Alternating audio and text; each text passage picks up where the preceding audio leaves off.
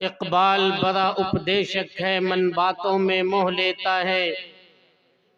इकबाल बड़ा उपदेशक है, मन बातों में मोह लेता है। गुफ्तार का ये गाजी तो बना, किरदार का गाजी बन न सका।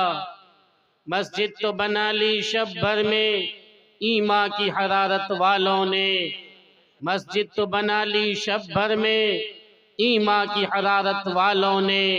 मन अपना पुराना पापी है, बरसों में नमाजी बन न सका। मंजिल से आगे बढ़कर मंजिल तलाश कर, मंजिल से आगे बढ़कर मंजिल तलाश कर। मिल जाए तुझको दरिया तो समंदर तलाश कर। हर शीशा टूट जाता है पत्थर के चोट से, हर शीशा टूट जाता है पत्थर के चोट से। पत्थर ही टूट जाए वो शीशा तलाश कर। सजदों से तेरे क्या हुआ सदियां गुजर गईं, सजदों से तेरे क्या हुआ सदियां गुजर गईं। दुनिया तेरी बदल दे वो सजदा तलाश कर। ईमा तेरा लुट गया रहजन के हाथ से, ईमा तेरा लुट गया रहजन के हाथ से। ईमा बचा ले वो रहबर तलाश कर। हर शख्स जल रहा है अदावत की आग में, हर शख्स जल रहा है अदावत की आग में। इस आग को बुझा दे जो वो पानी तलाश कर। करे सवार ऊंट पे, करे सवार ऊंट पे अपने गुलाम को, करे सवार ऊंट पे अपने गुलाम को। पैदल ही खुद चले जो वो आका तलाश कर, पैदल ही जो खुद चले वो आका तलाश कर। मोहतरम सामीन, बिरादरान इस्लाम और मिल्लत के जियालो, आप हजरात काफ़ी देर से तकरीर सुन रहे हैं और बहुत कुछ सुन चुके हैं। मैं आप हजरात के सामने बस थोड़ी देर 3 बात बयान करूंगा और उसके बाद इंशाअल्लाह मैं अपनी जगह ले लूंगा। कौन लोग इन 3 बातों पे अमल नहीं करेंगे, जरा हाथ उठा के बताइए। जगे हुए लोग अमल करेंगे आप हजरात? जो लोग अमल करेंगे हाथ उठा के बताइए इंशाअल्लाह। ये जगह बीच में इधर ज्यादा खाली है, जरा आप लोग हल्का आगे हो जाए। इधर तो ठीक है, इधर ज्यादा जगह खाली है। आपके आगे, जिनके आगे जगह खाली है वो आगे खिसक जाइए। जिन जिन लोगों के आगे जगह खाली है वो आगे खिसक जाइए। और जो लोग इधर उधर घूम रहे हैं फिर रहे हैं वो आकर जलसागाह में बैठ जाएं।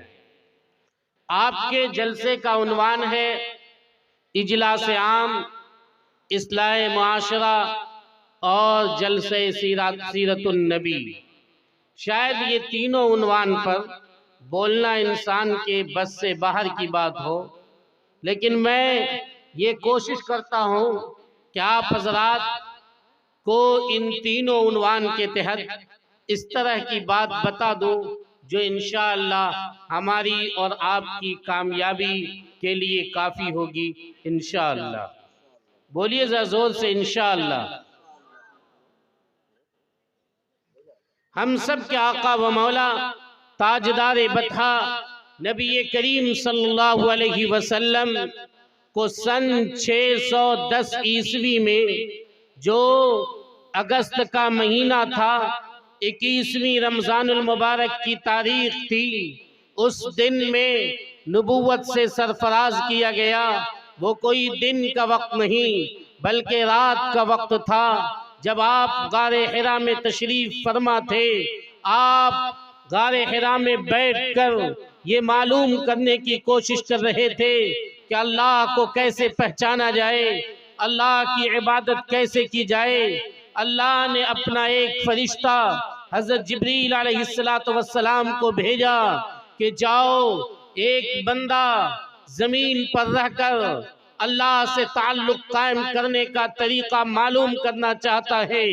एक बंदा जो मिट्टी से बना हुआ है लेकिन वो फरिश्तों से अफजल बनना चाहता है, जाओ वो गारे हिरा में बैठकर कुछ मालूम करना चाहता है। हज़रत जिब्रील तशरीफ लाए, मोहम्मद रसूलुल्लाह सल्लल्लाहु अलैहि वसल्लम को पीछे से उन्होंने दबोच लिया और कहा, इक़रा ए मोहम्मद पढ़, इक़रा ए मोहम्मद पढ़, इक़रा ए मोहम्मद पढ़। आपने हर बार कहा, मैं बिकारी, मैं पढ़ना नहीं जानता, मैं बिकारी, मैं पढ़ना नहीं जानता। हज़रत जिब्रील ने एक बार दबोचा और कहा, इक़रा बिस्मि रब्बिकल्लज़ी खलक़, पढ़िए उस रब के नाम से पढ़िए जिसने इंसानों को पैदा किया है, जिसने एक खून के कतरे को नुत्फे की शक्ल में बनाकर माँ के पेट में लाकर इतना अच्छा भला इंसान बना दिया है। जो अल्लाह एक बेजान चीज से इतना अच्छा इंसान बना सकता है, वो अल्लाह बेगैर पढ़े हुए इंसान को, अनपढ़ और उम्मी इंसान को पढ़ना सिखा सकता है। पढ़िए उस रब के नाम से पढ़िए। चुनांचे सरकारे दो आलम सल्लल्लाहु अलैहि वसल्लम ने पढ़ा। ये नबी करीम सल्लल्लाहु अलैहि वसल्लम के नबी बनने का गोया के आप पहला दिन था, जबकि आपके ऊपर कुरान करीम की सबसे पहली वही, इक़रा बिस्मि रब्बिकल्लज़ी खलक़, खलक़ल इंसान मिन अलक़, इक़रा व रब्बुकल अकरम अल्लज़ी अल्लम बिल क़लम, अल्लमल इंसान मा लम यअलम। ये आयत नाजिल हुई, यह आपकी जिंदगी का सबसे पहला दिन था, आपकी बेअसत का ये सबसे पहला दिन था। आप मुझे बताइए, मक्का की सरजमीन पे जब मोहम्मद रसूलुल्लाह सल्लल्लाहु अलैहि वसल्लम ने आंख खोली थी, उस वक्त में वहां एक इंसान के घर में अगर बेटी होती थी तो वो अपनी बेटी को कंधे पे उठा लेता था, तो जाता था जंगल और वहां गड्ढा खोदकर बेटी को उसके अंदर डाल दिया करता था। अगर बेटी बड़ी हो जाए और वो सफर से वापस होता, देखता साल 2 साल की हो गई है, तो पूछता कि ये लड़की तो बड़ी अच्छी है। जैसे उसकी बीवी बताती, ये किसी दूसरे की बेटी नहीं बल्कि आपकी बेटी है, आप 2 साल बाहर रहे, इसी दरमियान ये बेटी पैदा हुई है। इतना सुनना होता, वही बेटी जिसकी तारीफ वो करते थे, उस बेटी को अपने कंधे पर उठाकर जंगल ले जाते थे, गड्ढा खोद कर उसे दफन कर देते थे। कुरान ने साफ कहा है, वहीदल मऊदतु सुइलत, उस क़यामत के दिन लोगों से पूछा जाएगा कि तुमने बच्चे को जिंदा क्यों दफन कर दिया, बच्चे को कभी पैदा होने से पहले, जबकि उसके बदन में रूह फूंकी जा चुकी थी। हम और आप अल्ट्रासाउंड से मालूम करवाते हैं कि पेट में लड़का है या लड़की। अगर आपको लड़की नहीं चाहिए तो आप 8 महीने पे, 6 महीने पे, 5 महीने पे अपने बीवी के पेट से उस बच्चे को गिरवा देते हैं, साकित कर देते हैं। याद रखिए, कल क़यामत के दिन उस छोटी बच्ची के बारे में आपसे पूछ होगी और आपसे पूछा जाएगा। ये वो वक्त था जब मक्का में लोग अपनी बेटियों को जिंदा दफन कर दिया करते थे। ये वो वक्त था जब के मक्का के लोग एक औरत के साथ बदकारी किया करते थे। एक नहीं 10-10 लोग मिलकर बदकारी करते, और अगर उस औरत के पेट में बच्चा रह जाता, हर एक दावा करता था कि मेरा बच्चा है। एक तो बेहयाई, और उस बेहयाई पे ये ढिठाई के लोगों के सामने साफ दावा करता कि मेरा बच्चा है। और फिर कयाफा शनास को बुलाया जाता, जो चेहरे और हाथ पांव को देखकर बता देता कि बेटा किसका हो सकता है, उसके हक में वो फैसला कर दिया जाता था। ये वो सरजमीन थी जहाँ से बदकारी होती नहीं थी, बल्कि बदकारी बेहयाई की इंतहा को पहुंची हुई थी। ये वो सरजमीन थी जहाँ कोई काफिला महफूज नहीं था, चोरी होती थी, डाकाजनी होती थी, कत्लो गारतगिरी होती थी, आपस में झगड़ा फसाद, अदावत और दुश्मनी इतनी ज्यादा थी कि अगर एक की सवारी दूसरे की सवारी से आगे चला जाए तो वो उसके बिना पर तलवार निकाल लेता था और ये कहता था कि तुम्हारा घोड़ा मेरे घोड़े से आगे क्यों गया, और उस पे जंग छिड़ जाती थी, लाशों का ढेर बचा दिया जाता था। और इतना पे बस नहीं किया जाता था, सिर्फ इतनी बात पे 40-40 साल तक लड़ाई होती थी, और जब बाप मरने लगता बेटे को कहता था कि तुम उस खानदान से दुश्मनी करना।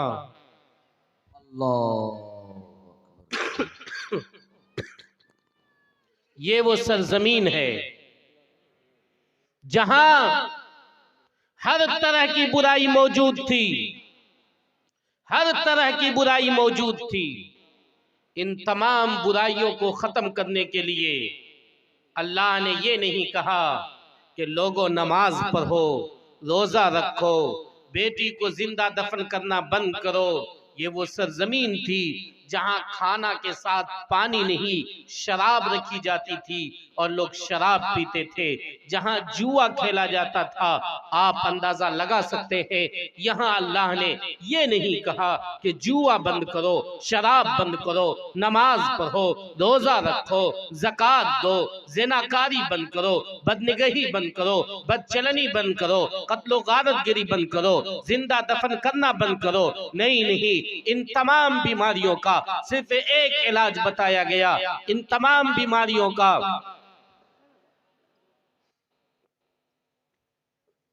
सिर्फ एक इलाज बतलाया गया, और वो इलाज क्या था? इक़रा बिस्मि रब्बिकल्लज़ी खलक़, के पढ़ो तमाम बीमारी खत्म हो जाएगी। तालीम हासिल करो, तुम्हारी जिंदगी से तमाम बीमारियां खत्म हो जाएगी। तमाम बीमारियों का एक इलाज है, तमाम बुराइयों का एक इलाज है। मुआशरे में जितनी फैली हुई बुराई है, इन तमाम को अगर आप जरा ठीक करना चाहते हैं तो उसके लिए आपको तालीम के मैदान में आगे बढ़ना होगा। ये जो मुआशरा है जिसकी हम और आप इस्लाह के लिए बैठे हैं, उन्वान है मुआशरे की इस्लाह करना। मुआशरे में जितनी भी बुराई है उसको आप और हम खत्म करने की कोशिश कर रहे हैं। कौन लोग हैं जो खत्म करना चाहते हैं? हम सब खत्म करना चाहते हैं। इसका एक ही तरीका है, वो तरीका है तालीम को अपनाना, एजुकेशन को अपनाना, शिक्षा को अपनाना। जो इंसान तालीम को अपना लेगा, शिक्षा को अपनाएगा, एजुकेशन को अपनाएगा, यकीन मानिए उसकी जिंदगी से बुराइयां खुद ब खुद खत्म हो जाएगी। हम में से कितने लोग हैं जो तालीम हासिल करने को एक नंबर का दर्जा देते हैं? जरा हाथ उठाकर बताएं तो। और अगर अभी आपसे एक मौलाना ये कहें कि 500 रुपए फीस आपके बेटे की लेंगे तब हम कुरान पढ़ाएंगे, तो सब लोग पीछे हटेंगे नहीं हटेंगे? बताइए। कहेंगे 50 रुपए तो बहुत हो गया, ये 500 रुपए कहां से देंगे? और वो 50 रुपए की भी हालत में आपको बतलाऊं, 4 महीने 5 महीने मौलवी की फीस बाकी रहती है और हम और आप नहीं देते।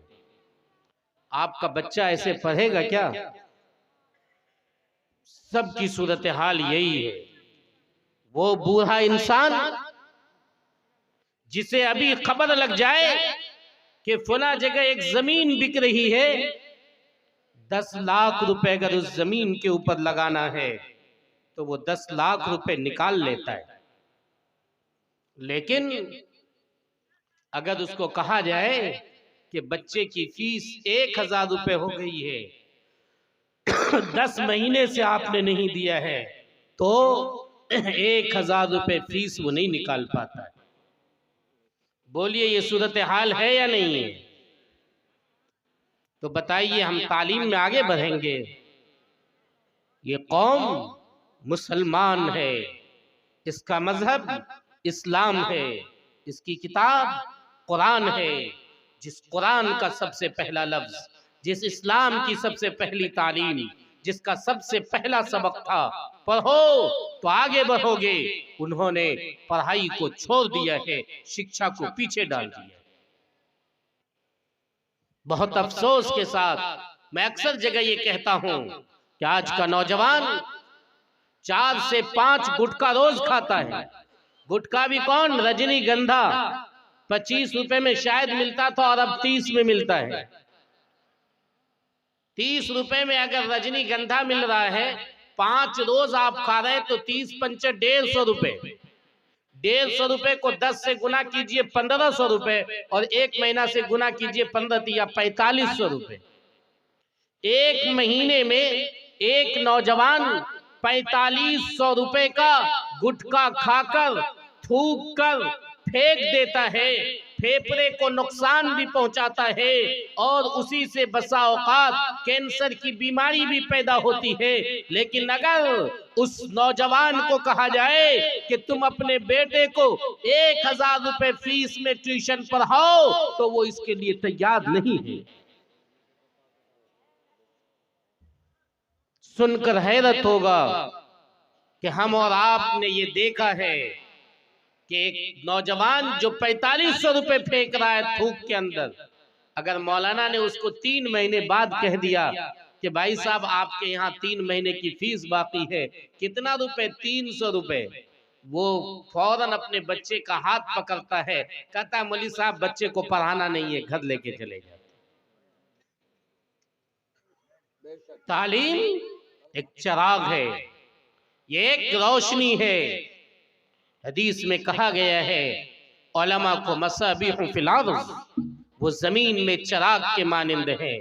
इल्म आएगा रोशनी आएगी, इल्म आएगा तहजीब आएगी, इल्म आएगा तमीज आएगा, इल्म आएगा अदब आएगा, इल्म आएगा बड़ों का अदब, छोटों पर शफकत आएगी, इल्म आएगा माँ बाप का लिहाज ख्याल होगा, इल्म आएगा गंदगी खत्म होगी, इल्म आएगा गुर्बत खत्म होगी, फक्र फाका खत्म होगा, और एक इंसान माशी एतबार से ठीक ठाक हो जाएगा, क्योंकि उसको जिंदगी गुजारने का तरीका मालूम होगा। इल्म वो चिराग है जो अंधेरों से लड़ता रहता है। इल्म एक रोशनी है, इल्म एक रोशनी है, इल्म ठंडक है, इल्म साया है।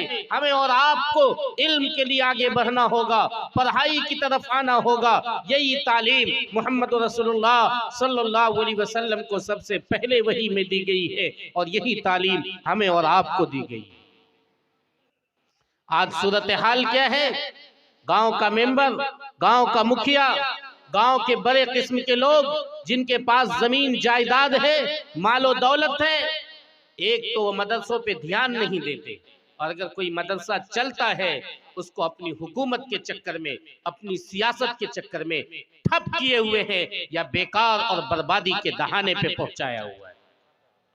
अगर कोई गरीब इंसान, गरीब मौलवी एक छोटा कोचिंग चलाता है, ठीक है, वो अपनी रोजी रोटी का भी वो इंतजाम कर रहा है, कुछ पैसे ले रहा है, अपनी रोजी रोटी का भी इंतजाम कर रहा है, लेकिन वो आपके नौनिहालों को दीन की तालीम दे रहा है, कुरान की तालीम दे रहा है।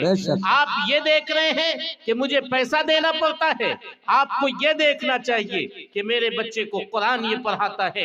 मैं आपको अफसोस के साथ कहता हूँ, ऐसी हजारों बस्तियां हैं जहां अगर इंसान अपने बच्चों को पढ़ाना चाहे, कोई एक मौलवी नहीं मिलता है जो उसको सही कुरान पढ़ा सके, कोई एक मास्टर नहीं मिलता है जो उसको सही तालीम दे सके। 2000-3000 रुपए महीना हम मास्टर को दे रहे हैं, लेकिन वो मास्टर ऐसा पढ़ा रहा है कि 5 से 7 साल हमारे बच्चे की ट्यूशन पढ़ते पढ़ते गुजर गए, लेकिन उसके बावजूद उसे ए से जेड तक के तमाम ज़ाब्ते अब तक नहीं आए हैं, वो ए से जेड तक लिखना नहीं जानता है। ये सूरत हाल मास्टर के पास पढ़ने की है। अगर आपको आपके गांव में कोई अच्छा पढ़ाने वाला मौलवी मिल जा रहा है, कोई अच्छा पढ़ाने वाला मास्टर मिल रहा है, गनीमत जानिए, अल्लाह की नेमत समझिए, उसकी कदर कीजिए, और उसके पीछे जो पैसा हो सके वो पैसा खर्च कीजिए।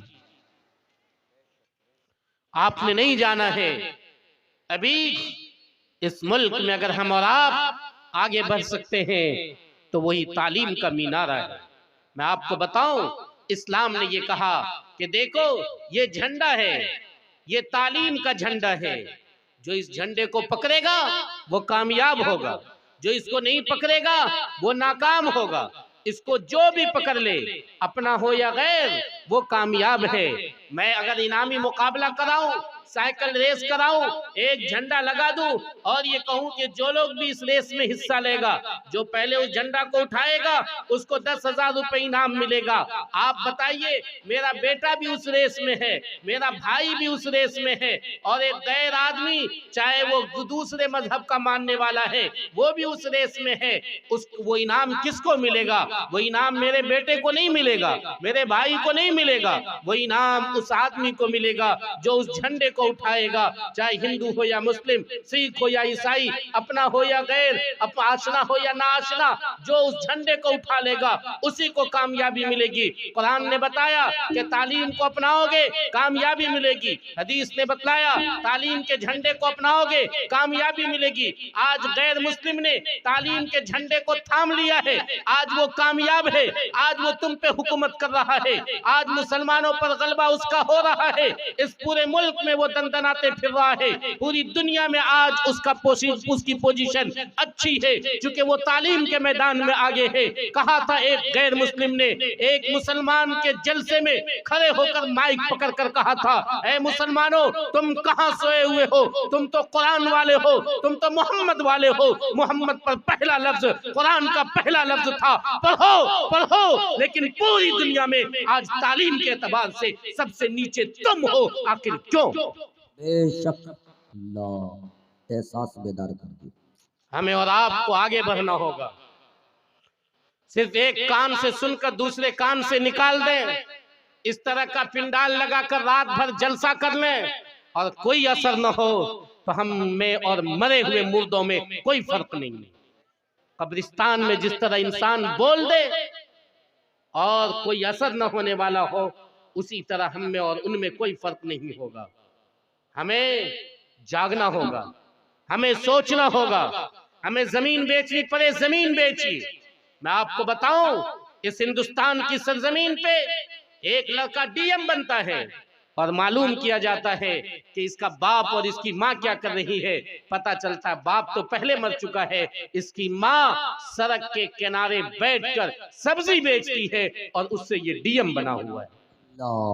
इस हिंदुस्तान की सरजमीन पे एक लड़का आईएएस बनता है और मालूम किया जाता है कि इसका बाप और इसकी माँ क्या कर रहे हैं, तो पता चलता है इसका बाप रिक्शा चलाता है, रिक्शा चलाकर इसने आईएएस बनाया है। लेकिन अफसोस के साथ कहना पड़ता है वो माँ जो सब्जी बेच रही थी वो भी मुसलमानों में से नहीं, सब्जी बेचकर गैर मुस्लिम माँ ने, गैर मुस्लिम भाई ने रिक्शा चलाकर अपने बेटे को डीएम और आईएएस बनाया। लेकिन ये मुसलमान, इसे गोश्त खाने से फुर्सत नहीं है, इसे मुहर्रम का ताजिया खड़ा करने से फुर्सत नहीं है, इसे अगर चाहिए तो जमीन चाहिए, खेत और खलियान चाहिए, इसे चाहिए तो इसने अपने बेटों को अपाहिज बना रखा है, ऐसा अपाहिज जिसे घर बनाने की शक्ति नहीं है, घर बनाने की ताकत नहीं है, इसलिए अपने बेटे के जवान होने से पहले उसे मकान बना के देता है, 3-4 कोठरी का मकान बना के देगा, क्योंकि बेटा अपाहिज है, बेटा कमा नहीं सकता है, इसने उसे वो हुनर नहीं दिया,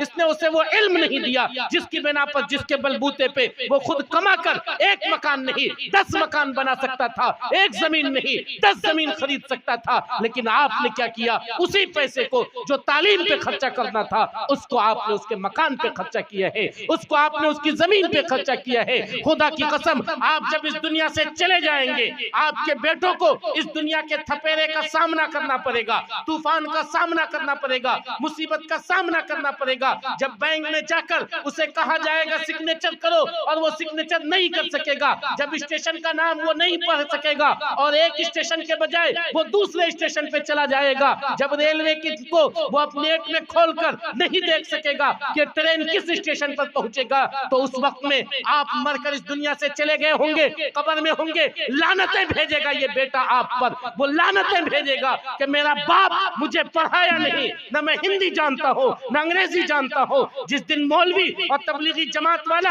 आपके बेटे को पकड़ कर कहेगा कि चलो नमाज पढ़ने के लिए, उस वक्त में वो गाली देगा बाप को कि मुझे तो कुरान पढ़ने नहीं आता, मुझे नमाज पढ़ने नहीं आता, मेरा बाप तो चला गया इस दुनिया से, मेरी माँ चली गई इस दुनिया से, उसने मुझे सिखाया नहीं। आज मैं किस मुंह से मस्जिद जाऊंगा, किस मुंह से तबलीगी जमात वाले के सामने कहूंगा कि मुझे कुरान नहीं आता है, मुझे हदीस नहीं आती है, मुझे नमाज पढ़ना नहीं आता है। खुदा की कसम, अगर तुम चाहते हो कि मरने के बाद तुम्हारी कब्रों पे लानत भेजी जाए, तुम्हारी कब्रों पे गाली बरसाई जाए, तुम्हारा बेटा रोज जब जब ठोकर खाए तब तब तुम्हें गाली दे, तो शौक के साथ तुम अपने बच्चों को जाहिल रखो, अनपढ़ रखो, ये तुम्हारी मर्जी। बेशक सीरतुन नबी, नबी की सीरत का सबसे पहला हिस्सा जो नबूवत के बाद शुरू होता है वो है तालीम का मरहला। कुरान ने साफ बतलाया है, एक जगह नहीं कई जगह बतलाया है कि लोगों तुम बताओ साया और धूप बराबर हो सकता है? ऐ लोगों तुम बताओ कि रोशनी और अंधेरा बराबर हो सकता है? अल्लाह ने मिसाल दे देकर बतलाया और फिर कहा कुल हल यस्तविल लदीन यअलमून वल्लदीन ला यअलमून, बताओ जो इंसान जानने वाला है और जो इंसान जानने वाला नहीं है दोनों बराबर हो सकता है? हरगिज नहीं, हरगिज नहीं। मुसलमानों, सबसे पहला सबक, सबसे पहली बात जो मुझे आपसे कहनी थी वो ये है कि 3 वक्त भूखे रह जाओ, घर में खाना न बने, जमीन न खरीदो, मकान बेचना पड़े, लेकिन अपने बेटों को तालीम से आरास्ता करो, उसे पढ़ाओ, उसे लिखाओ, उसे आगे बढ़ाओ। सबसे पहले कुरान की तालीम दो, दीनी तालीम दो, फिर शौक के साथ उसे कॉलेज में पढ़ाओ, डीएम बनाओ, आईपीएस ऑफिसर बनाओ, इंजीनियर बनाओ, वकील बनाओ। इस मुल्क में अगर इज्जत के साथ जीना है तो इस तालीम के दामन को थामना होगा। इसीलिए हम सब के पीर मुर्शिद मुफक्किर मिल्लत अमीर शरीयत हजरत सैयद मौलाना अहमद वली फैसल रहमानी ने अपनी जिंदगी का गोया मिशन बना लिया है कि लोगों को तालीम के मैदान में आगे बढ़ाकर दम लेना है। इंशाअल्लाह इंशाअल्लाह पढ़ाएंगे हम लोग अपने बच्चों को? इंशाअल्लाह कौन पढ़ाएंगे, जरा हाथ उठा के बताइए। इंशाअल्लाह आपको मैं बताऊं, आपको अगर अल्लाह ने औलाद नहीं दी है, आपके पड़ोस में जो बच्चा है उस बच्चे को पढ़ाइए। अगर आपको लगता है कोई पैसा नहीं लेगा मेरा, आप पहुंच जाइए कोचिंग, पहुंच जाइए मौलाना के पास जो मकतब में बच्चों को पढ़ा रहे हैं, उनसे कहिए कि कितने बच्चों की फीस नहीं आती है मुझे बता दीजिए।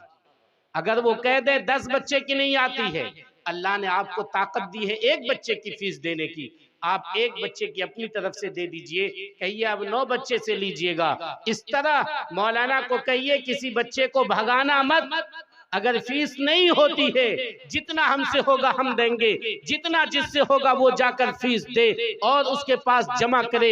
इससे क्या होगा, आपकी अगली वाली नस्ल भी पढ़ेगी। मैं इसलिए कह रहा हूं कि अगर मेरा बेटा पढ़ ले और इनका बेटा जिसका घर मेरे बगल में है वो नहीं पढ़े, वो लुच्चा रहे, लफंगा रहे, शराबी रहे, जुआरी रहे, कबाबी रहे, मेरा बच्चा मुंगेर की सरजमीन पे पढ़ता है, वो तो घर आएगा, घर आके कहां जाएगा? उसी लुच्चे के पास, उसी लफंगे के पास, उसी शराबी के पास, देखेगा उसके हाथ में एक गुटखा का पैकेट है, वो उसे लेकर खाता है, देखेगा उसके पास शराब की बोतल, मेरा बच्चा भी पैसा लेगा और जाकर शराब पिएगा, मेरा बच्चा भी गलत करेगा। अगर आपके माहौल में दूसरे बच्चे नहीं पढ़ेंगे, आपका बच्चा भी नहीं पढ़ सकेगा। कौन कहता है सोहबत का नहीं होता असर? कौन कहता है सोहबत का नहीं होता असर? आदमी तो आदमी, दरो दीवार बदल जाते हैं। सोहबते बद से हमेशा भाग तू, सोहबते बद से हमेशा भाग तू, वरना बन जाएगा काला नाग तू, वरना बन जाएगा काला नाग तू। हमें और आपको लुच्चों की सोहबत से बचाना होगा, शराबी लफंगे की सोहबत से बचाना होगा। ये सबसे पहला पैगाम था जो मैं आप लोगों को देना चाहता था कि आपके गांव में कोई बच्चा अनपढ़ न रहे, कोई जाहिल न रहे। जिस दिन आपके गांव में मगरिब की अजान हो और सड़क पर, किनारे में, रोड पर एक बच्चा भी घूमता हुआ न मिले। हर बच्चा किताब लेकर या तो मस्जिद के गेट पर खड़ा रहे इमाम साहब से पढ़ने के लिए, या किताब लेकर अपने दरवाजे पे बैठा हुआ है, चाहे वो अलिफ से अल्लाह पुकार रहा हो, चाहे वो RAT रेट CAT कैट की रट लगा रहा हो। समझ जाइए उस दिन आपका ये गांव आसमान की बुलंदी पर पहुंचेगा। हक है बेशक। आज क्या सूरत हाल है बताऊं? अगर हम और आप मुसलमान की बस्ती से गुजरिए, मगरिब के बाद भी देखिए बच्चा शोर और हंगामा कर रहा है। इस ठंडक में भी आप देखेंगे कि मुसलमान के बच्चे के बदन पर गंजी नहीं है, कोई तो गंजी पैंट दोनों से खाली है, और कोई गंजी पहने हुआ है तो पैंट नहीं, पैंट पहने हुआ है तो गंजी नहीं। और भी मैं आपको बताऊं, बाज बच्चे ऐसे मिलेंगे जो एक हाथ से नाक पकड़े हुआ है और दूसरे हाथ से पैंट नाक से भी नीचे निकल रहा है, पैंट भी नीचे जा रहा है, वो बच्चा इस तरह थामे हुआ है। ये मुसलमानों की बस्ती की हाल। इसलिए हमें और आपको संभलना होगा, जागना होगा। जिसे फजूल समझकर बुझा दिया है तूने, जिसे फजूल समझकर बुझा दिया है तूने, वही चिराग जलाओ तो रोशनी होगी, वही चिराग जलाओ तो रोशनी होगी। करेंगे ऐसा इंशाअल्लाह। कौन लोग बच्चे को जाहिल रखेंगे, जरा हाथ उठा के बताइए इंशाअल्लाह।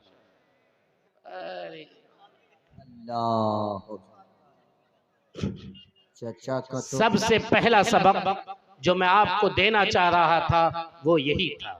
दूसरा सबक, सरकारे दो आलम सल्लल्लाहु अलैहि वसल्लम एक मर्तबा पहाड़ के ऊपर चढ़े और आवाज लगाई कि लोगों यहाँ आओ, ए बनी फला यहाँ आओ, ए बनी फला यहाँ आओ। सफा नामी पहाड़ पर चढ़कर जब ये आवाज लगाई गई, तमाम लोग पहाड़ से नीचे आकर खड़े हो गए। पहाड़ ऊंचाई पे, आप ऊंचे थे, सब लोग नीचे थे। आपने कहा है लोगों, मैं तुमसे एक बात कहना चाहता हूं कि देखो, अगर मैं तुमसे ये कहूं कि पहाड़ी के इस किनारे पर एक लश्कर है, दुश्मन का लश्कर है, वो तुम पे हमला करना चाहता है, तुम्हारे घर बार को उजाड़ना चाहता है, तुम्हारे बीवी बच्चों को यतीम और बेवा करना चाहता है, तो बोलो तुम्हें यकीन आएगा या नहीं आएगा? तमाम लोगों ने कहा एक जबान होकर, क्यों नहीं, हमें तो यकीन आएगा, इसलिए कि हमने आपको बचपन से लेकर आज तक कभी झूठ बोलते नहीं सुना है, हमने हमेशा आपको सच बोलते देखा है, इसलिए हमें यकीन आएगा कि आप जो कह रहे हैं वो सच कह रहे हैं। ए मोहम्मद, हमने कभी आपको झूठ बोलते नहीं देखा। इसी मोहम्मद और रसूलुल्लाह सल्लल्लाहु अलैहि वसल्लम के बारे में कैसर के दरबार में, कैसर एक बादशाह है, वहां अबू सुफियान जो उस वक्त में आपका दुश्मन था, उसे बुलाया जाता है और कैसर ये पूछता है कि बताओ मोहम्मद जो तुम्हारे दरमियान रहे बचपन से लेकर 40 साल तक की उम्र को, अब वो बोल रहे हैं कि मैं नबी हूँ, ये बताओ तुमने कभी उसे झूठ बोलते सुना या नहीं सुना? आपका दुश्मन गायबाने में मौजूद है, आप मदीने में मौजूद हैं, वो मुल्क शाम में मौजूद है। अबू सुफियान को जब कैसर कहता है कि बताओ मोहम्मद ने कभी झूठ बोला या नहीं बोला, अबू सुफियान कहता है नहीं नहीं, मैंने उसे कभी झूठ बोलते नहीं सुना है, बचपन से लेकर आज तक वो हमेशा सच बोलते रहे हैं।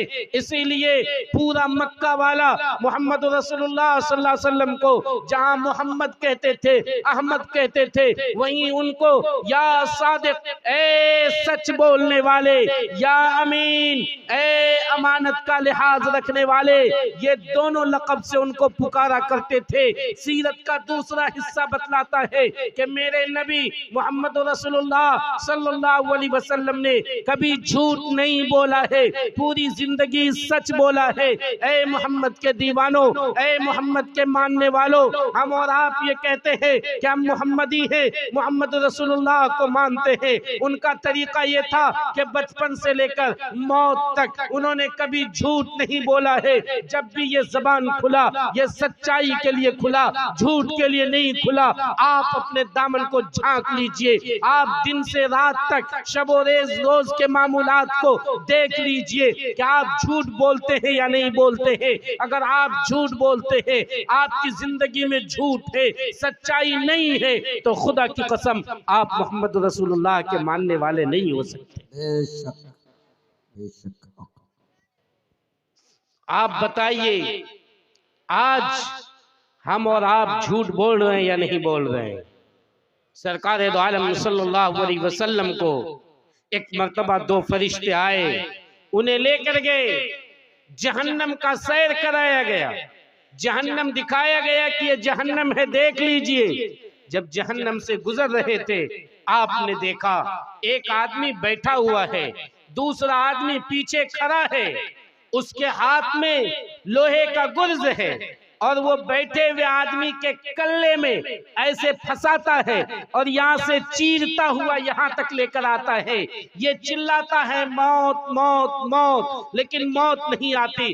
फिर वो क्या करता है, लोहे का गुर्ज इधर फंसाता है और यहाँ से चीरता हुआ यहाँ तक लेकर आता है।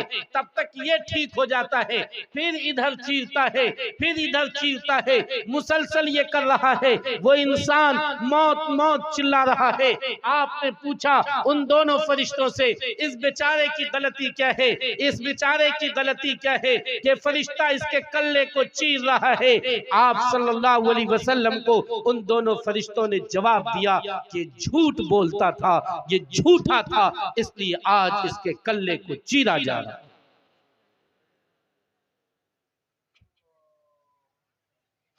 आप बताइए हम और आप झूठ बोलते हैं नहीं बोलते? इस झूठ से इंसान तो इंसान, जानवर भी परहेज करता है। अल्लामा इब्न क़य्यिम रहमतुल्लाह अलैह अपना वाक़या लिखते हैं कि एक मर्तबा मैंने देखा कि एक चूंटी है और एक मरे हुए कीड़ा को वो चूंटी पकड़ के लेके जा रही है।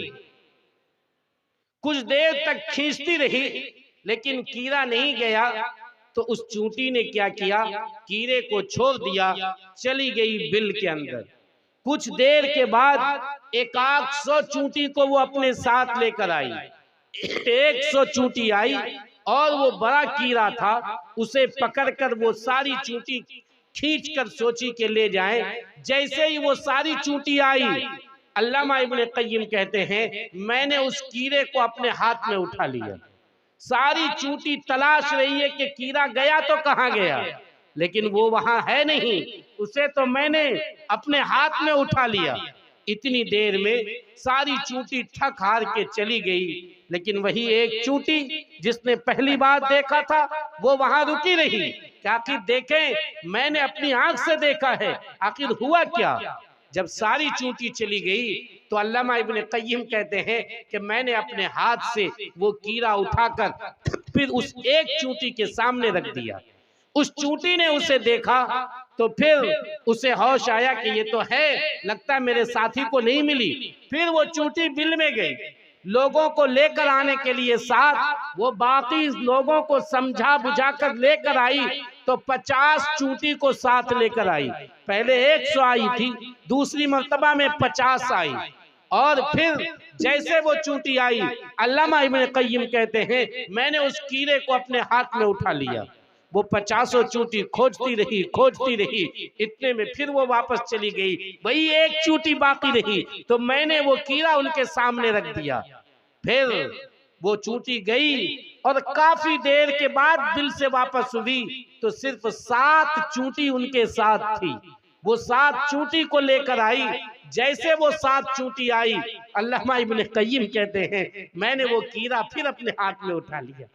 वो 7 चूंटी तलाश रही है, परेशान होकर उस 7 चूंटी ने हमला कर दिया उस एक चूंटी पर और उस एक चूंटी पर हमला करके उस चूंटी को टुकड़े टुकड़े कर दिए। जब चूटी को टुकड़े टुकड़े कर दिया और फिर वो सातों चूटी वापस जाने लगी, तो मैंने वो कीड़ा उस सातों चूटी के सामने रख दिया। सातों चूटी ने देखा कि ये तो कीड़ा है, इसका मतलब मेरे साथी ने ठीक कहा था। अब वो सातों चूटी वापस आती है और उस टुकड़े की हुई चूटी के सामने जो गोया मर गई थी वहां पे आके कुछ देर रहती है, ऐसा लगता है अफसोस कर रही है, और उसके बाद फिर वो वापस जाती है। आपको इस वाकये से मैं ये बताना चाहता हूँ, जब वो चूटी पहली बार गई थी लोगों को यकीन था कि चूटी सच बोल रही है, इसलिए 100 चूटी साथ आई। जब दूसरी बार कहा, कुछ लोगों को लगा नहीं एक बार ये झूठ बोल चुकी है, फिर झूठ बोल रही होगी, इसलिए 50 चूटी आई।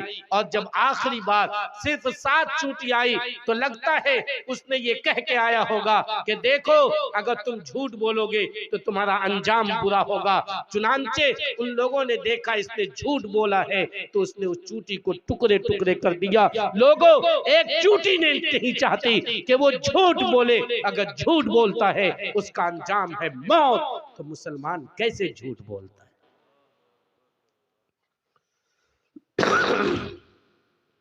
कौन चाहता है झूठ बोलना? झूठ बोलने वाले का वकार खत्म हो जाता है, एतमाद खत्म हो जाता है, भरोसा खत्म हो जाता है। सुना होगा भेड़िया वाला वाकया, भेड़िया आया भेड़िया आया भेड़िया आया और नहीं आया। एक दिन हकीकत में आ गया और लोग नहीं आए, उस भेड़िए ने उस इंसान को चीर कर खा लिया। झूठ जो बोलता है उसका अंजाम बुरा हुआ करता है।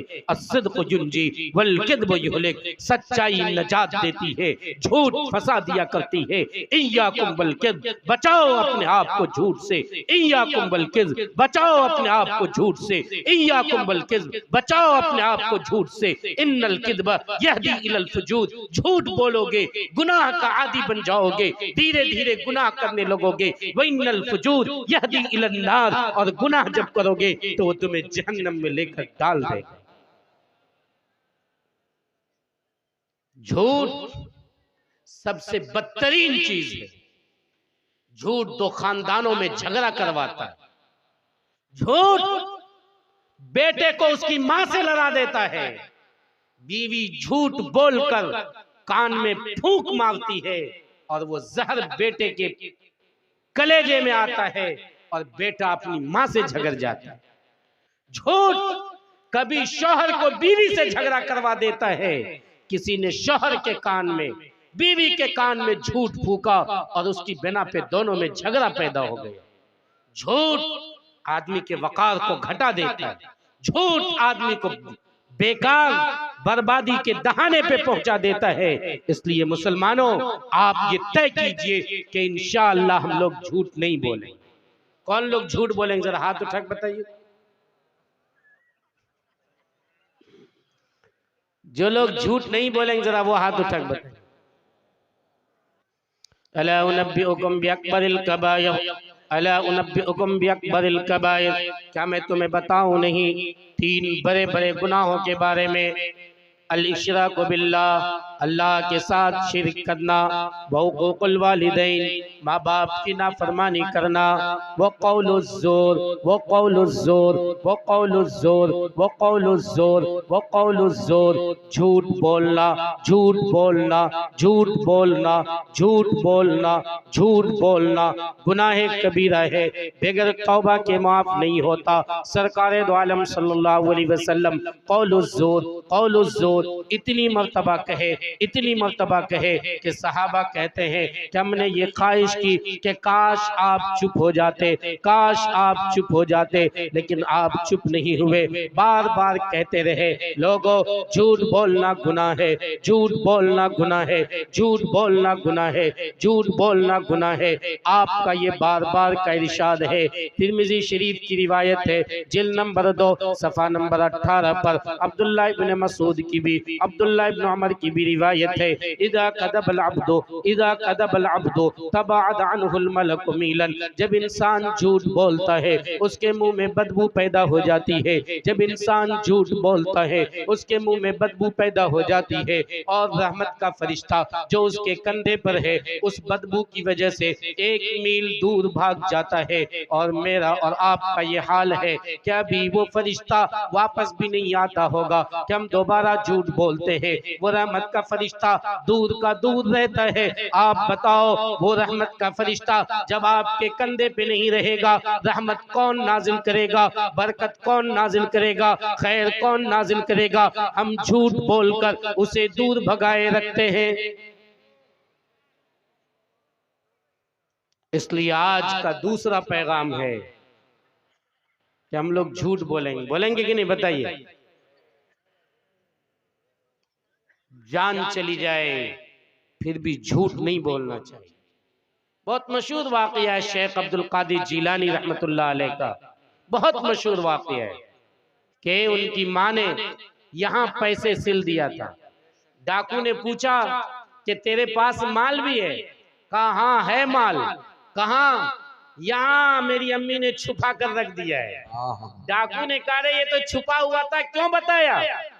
कहा मेरी अम्मा ने ये कहा था कि झूठ मत बोलना बेटा। आज मोहम्मद रसूलुल्लाह सल्लल्लाहु अलैहि वसल्लम कह रहे हैं उम्मतियों झूठ मत बोलना। चुनांचे वो डाकू उसको लेकर गया सरदार के पास।